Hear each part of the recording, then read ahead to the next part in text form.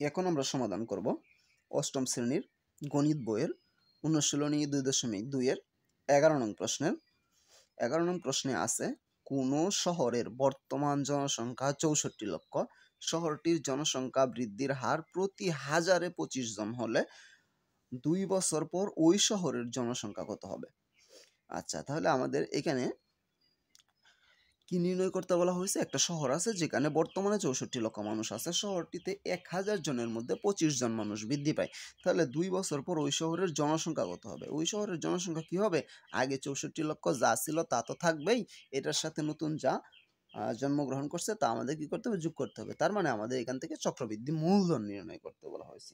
আচ্ছা, তাহলে আমাদের বর্তমান যে জনসংখ্যা আছে এটা আমরা আসল হিসাবে নিব, প্রতি হাজার যে 25 জন বৃদ্ধি পায় এটা আমরা মুনাফার মানে জনসংখ্যা বৃদ্ধির হার হিসাবে নিব, এবং 2 বছর যে আছে এটা আমরা সময় হিসাবে নিব। তাহলে আমরা এখানে লিখব কি,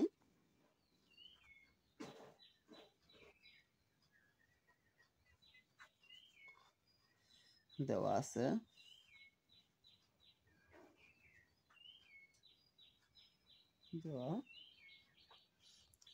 কি আছে? বর্তমান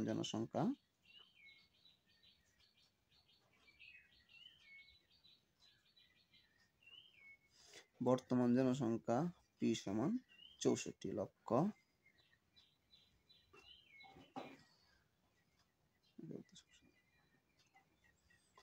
64 লক্ষ জন। জনসংখ্যা বৃদ্ধির হার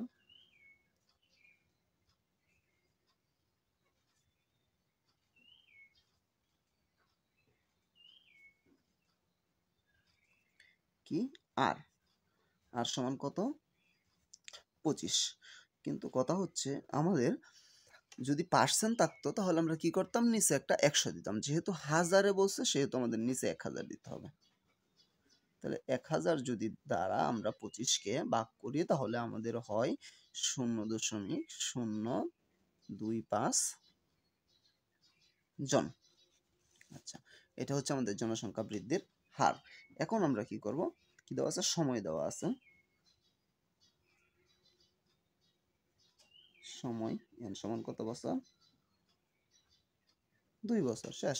এখন আমরা কি নির্ণয় করব? এখন আমরা শুধুমাত্র চক্রবৃদ্ধি মূলধনের যে সূত্রটা আছে এটার মাধ্যমে আমরা জনসংখ্যা নির্ণয় করব। সুতরাং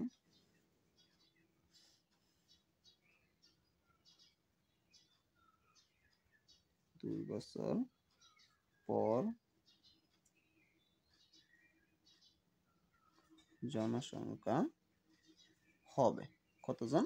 আমাদের সূত্রটা দিব, চক্রবৃদ্ধি মূলধনের কি আছে? P × 1 + R পাওয়ার n। পির মান কত আছে? 64 লক্ষ।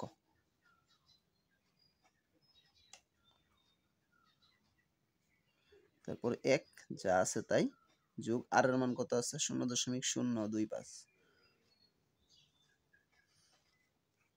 তারপর n এর মান কত আছে? 2 দিলাম। এখন আমরা কি করব? 64 লক্ষ যা আছে তাই থাকবে।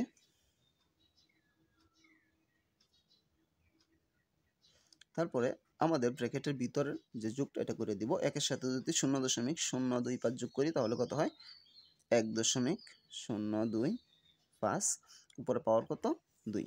এখন আমরা কি জানি? কোন সংখ্যার উপরে যদি পাওয়ার 2 থাকে তাহলে এই সংখ্যাকে 2 বার গুণ করতে হয়। তাহলে আমরা লিখব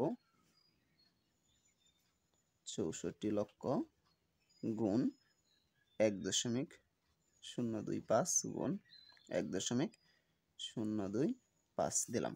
এখন আমরা যদি ক্যালকুলেটরের সাহায্যে গুণ করি তাহলে আমাদের কত হবে? আমাদের হবে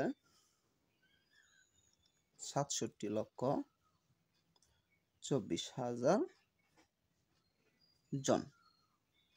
এটা হচ্ছে আমাদের 2 বছর পর ওই শহরের জনসংখ্যা। একদম সহজ। এটা আমরা চক্রবৃদ্ধি মূলধনের যে সূত্রটা আছে এটা ব্যবহার করলাম, কারণ হচ্ছে ওই শহরে বর্তমানে মানে যে জনসংখ্যা 64 লক্ষ আছে এটার সাথে 2 বছর পরে যা বৃদ্ধি পাবে এটা যোগ করতে হবে। তার মানে কি করতে হবে? আগের জনসংখ্যাও থাকবে, নতুন যে জনসংখ্যা বৃদ্ধি পাবে এটাও থাকবে। তাহলে এটা নির্ণয় করার জন্য অবশ্যই আমাদের চক্রবৃদ্ধি মূলধনের সূত্রটাই ব্যবহার করতে হবে। আমি আশা করি আমি বুঝাতে পেরেছি। তারপরেও যদি কারো কোনো সমস্যা থাকে অবশ্যই আমাকে কমেন্টে জানাতে পারো। আমি সমাধান করার চেষ্টা করব ইনশাআল্লাহ। পরবর্তী কোনো ভিডিও নিয়ে তোমাদের মাঝে অবশ্যই আসবো। সে পর্যন্ত সকলে ভালো থাকবা। আল্লাহ হাফেজ।